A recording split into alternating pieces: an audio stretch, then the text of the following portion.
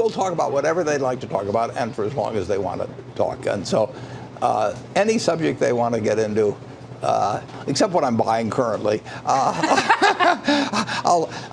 love to talk about what they want to talk about. Is it common to be asked for stock picks in these lunches? No, actually it isn't. In fact, I can't recall ever being asked. But we talk about family. Actually, the couple that bought it this year are bringing along 2 small children, and we talk about the children raising kids. A lot of things. It's not all stock or business or finance at all. Well, let me be the skunk at the garden party and start asking you about some of those things. You are joining us on a day when we have watched the stock market continue to set new highs. The S&P, the Russell, and the NASDAQ. The Dow's not far off. And the question we always ask you is, do stocks look expensive to you at these prices? Well, they are definitely. If you had your choice between buying and holding a 30-year bond for 30 years or holding a basket of American stocks, there's just no question you're going to do better holding stocks. So it's more attractive considerably more attractive than fixed income securities. That doesn't mean they're going to go up or down tomorrow or next week or next year. But over time, a bunch of businesses that are earning high returns on capital are going to beat a bond that's fixed at roughly 3% for 30 years. And it's not my field of specialty, but actually they look stocks generally, which are their businesses, they're American businesses, 30 trillion worth of them, and they look cheaper than generally real estate. Is that the only thing that makes stocks look attractive right now, is the comparison with fixed income? Well, that's what you have to do in investing. I mean, you're sitting with some cash in your pocket, you've had savings, and the question is, what do you do with it? You can buy a duplex next door and rent it out to people and do fine over time, or you can buy a small piece of farmland or something of the sort, or you can put it into something fixed income, bonds or bank deposits or whatever it may be. And stocks, if you look at American equities, American businesses earning a lot of money relative to the capital put in. And the reason stocks are worth a whole lot more than they were 20 years ago or 50 years ago or 100 years ago is companies have plowed back part of the earnings. With a bond, you get it all out in interest. You know, you get your 3% or whatever it is, and that's what you have.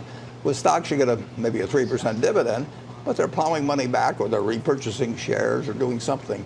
And over time, that just makes a huge difference. The reason I ask about stocks sitting at these new highs and whether you think the market's expensive is because there are retail investors who are sitting at home, and when nightly news starts talking about how the markets are at new highs, some of those retail investors who have been sitting on the sidelines think, oh my gosh, I missed my opportunity again. The last time we talked to you, you said you were still buying stocks. Are you still right now? We're buying stocks this morning, and I'd rather buy them cheaper, but I've been buying stocks since March 11th, 1942. And I bought them under every president, 7 Republicans, 7 Democrats.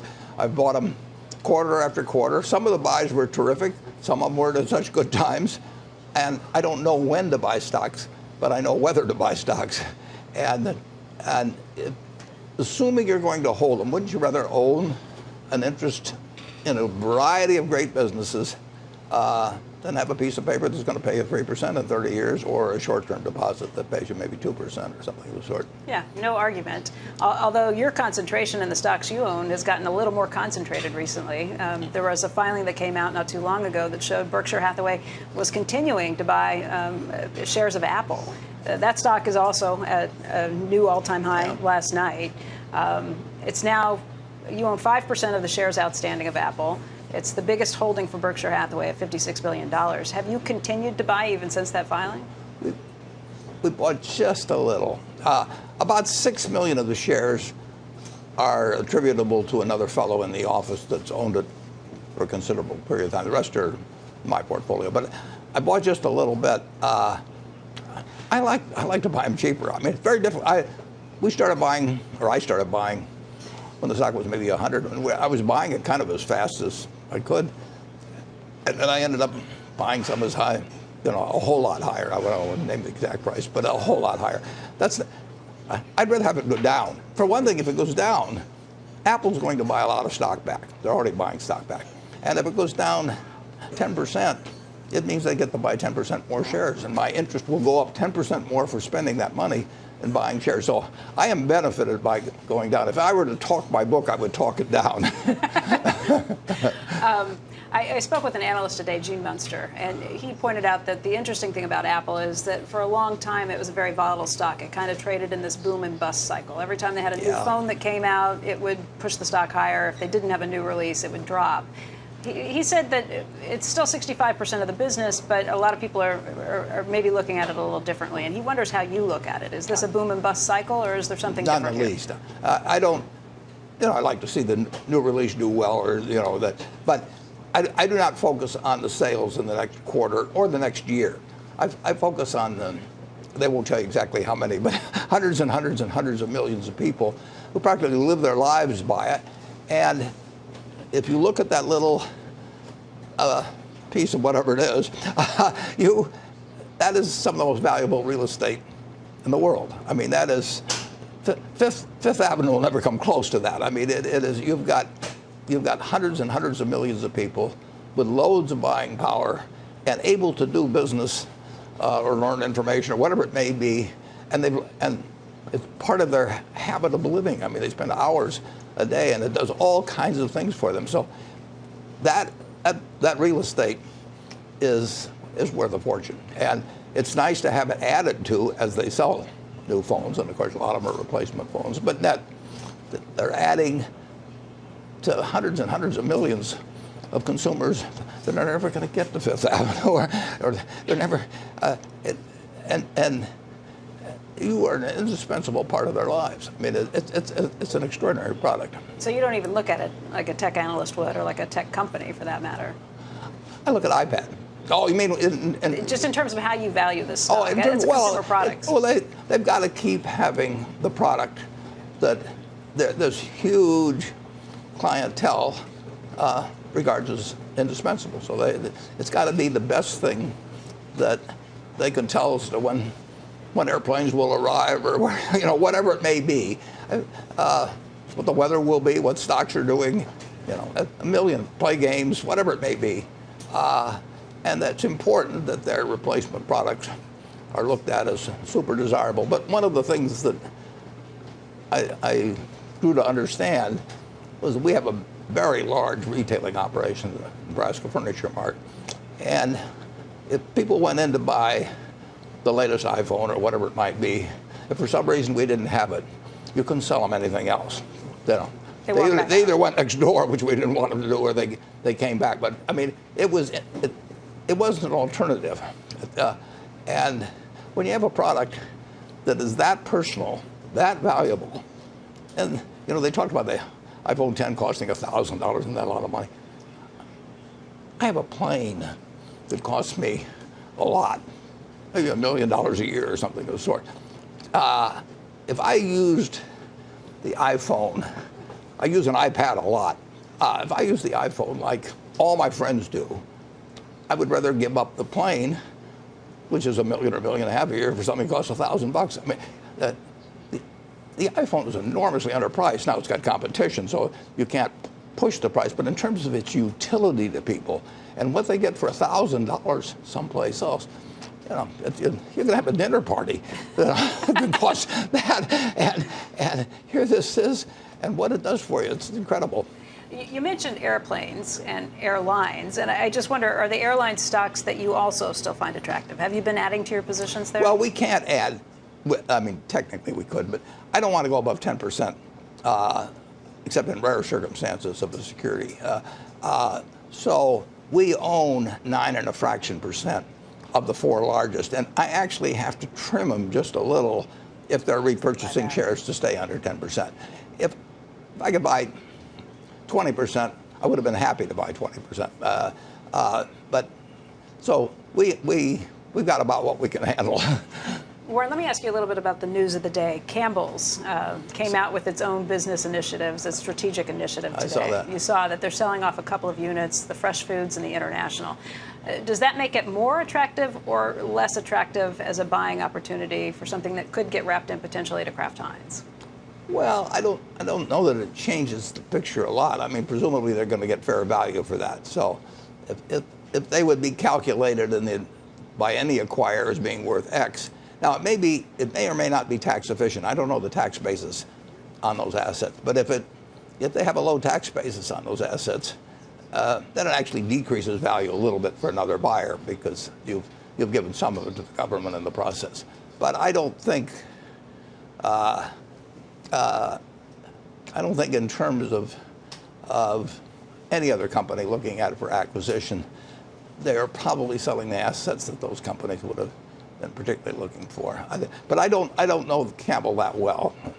You saying you don't know it that well makes me think that you haven't been looking it over, considering it as a purchase, because Dan Loeb would like to see somebody buy it. And my question is, would Berkshire be interested? Would Kraft Heinz be interested? Well, Berkshire certainly wouldn't be, but that's partly because we own Kraft Heinz too. We wouldn't do any. But I think it's very hard to offer a significant premium for a packaged goods company and have it make financial sense. The packaged good business makes high returns on tangible assets that it has, but it is a tougher business than it was 10 years ago, and the stocks are higher than they were 10 years ago. So we back in the 80s, we were the largest shareholder of General Foods. I've always liked brands, and they're very good brands, but in terms of the battle of the retailers versus the brands and the willingness of people to change their habits, probably had a higher propensity for that than 20 or 30 years ago. So branded packaged goods are a very, very, very good business in terms of return on tangible assets, but they're not a sensational business in terms of where you can be 5 or 10 years from now. Let me ask you about some news that Berkshire made a little over a month ago. I'm not sure it received quite the attention that it should have. You said that you were changing your views on buying back Berkshire shares. Right. For a long time, you've said that if it got above 120% of book value, you would buy it back. That created a floor for the stock. Now you say that you're throwing that out the window. Right. If you and Charlie look at it, and you and Charlie Munger and agree on it and think it's worth it, you'll buy back stock. Have you bought back any stock since then? We've bought back a little, yeah. And we tie it now to intrinsic business value, which we should have done all along, but for a while, book value was a good proxy for, it didn't fully describe intrinsic book value, but it tracked it. And it was a reasonable proxy.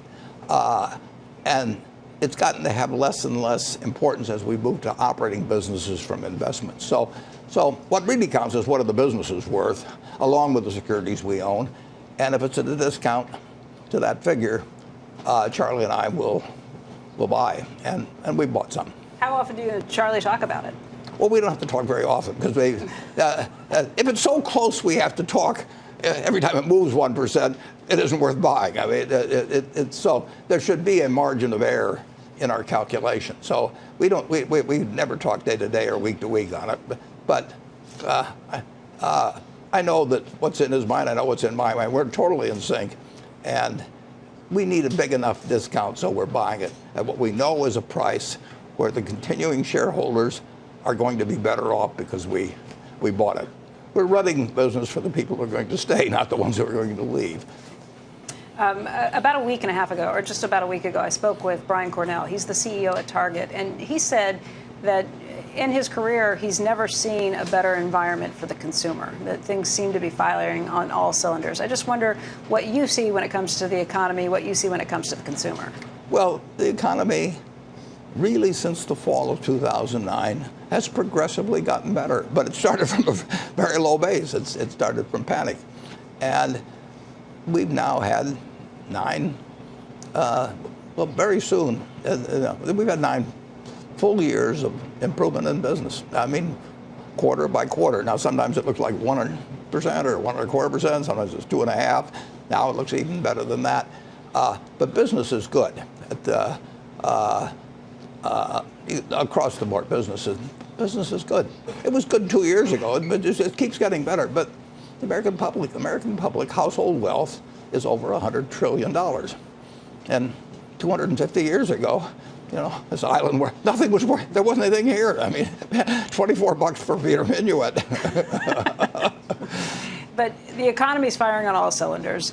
One issue that people have worried about is what's happening with trade and tariffs. Have you seen any impact on Berkshire's businesses or higher costs associated with any tariffs that have gone into place? Yeah, there are a few, definitely. And we buy steel, for example. I mean, at MyTech, or we buy it at a lot of places. And we are seeing some effects from that, and we're seeing some effects from inflation. I'm sorry, from inflation. Yeah. We've seen more in the way of cost increases in the last year, if you go across all of our businesses, but particularly building materials, or we sell paint. I mean, the can it comes in, that is a lot more expensive than it was a year ago. How much of the inflation is directly tied to the tariffs, and how much is just from an improving economy and inflation you would expect to creep in? Yeah, I can't tell you exactly yet, and some of them are kicking. Well, newsprint,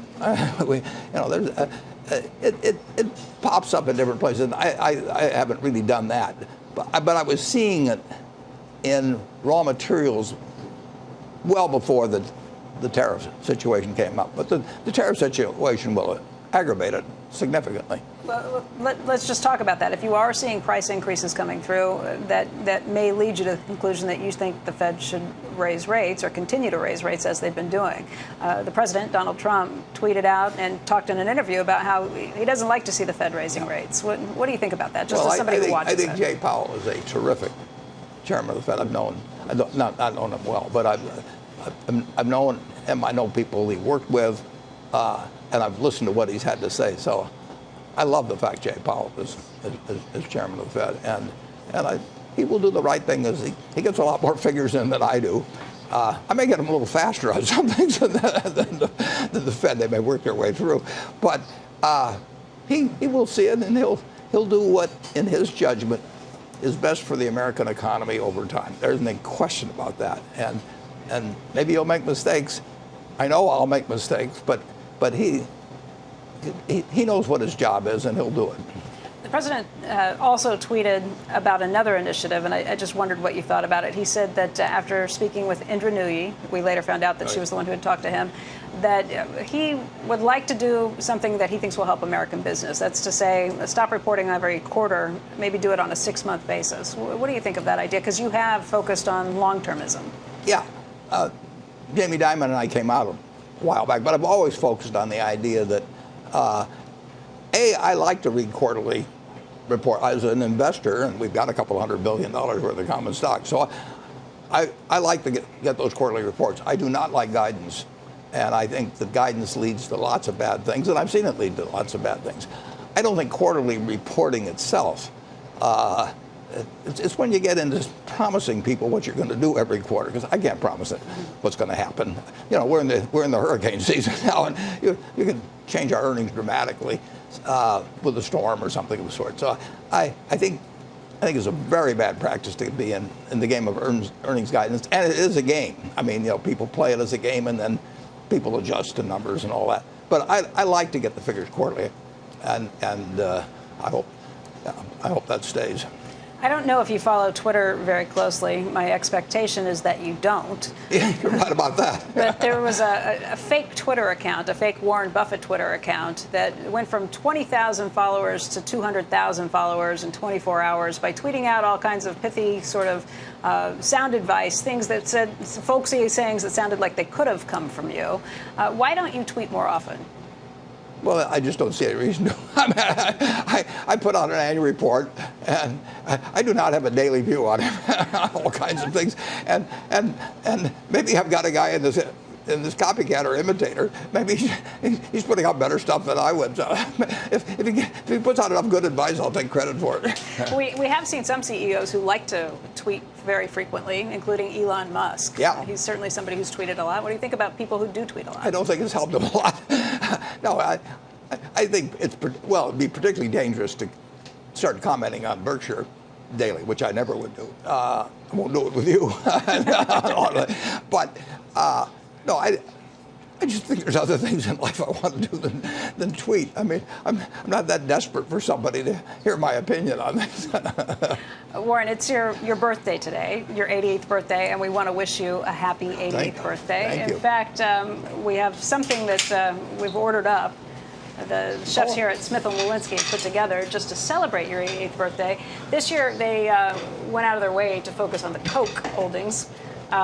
It's your 5th largest holding, so there's your happy birthday cake. Well, that is terrific. I just wanted to talk to you about, at 88, there's probably not a lot of new tricks that you can get taught. But I know that even though you don't have a smartphone, you do have an iPad. I have an iPad. I use it a lot. What do you do with it?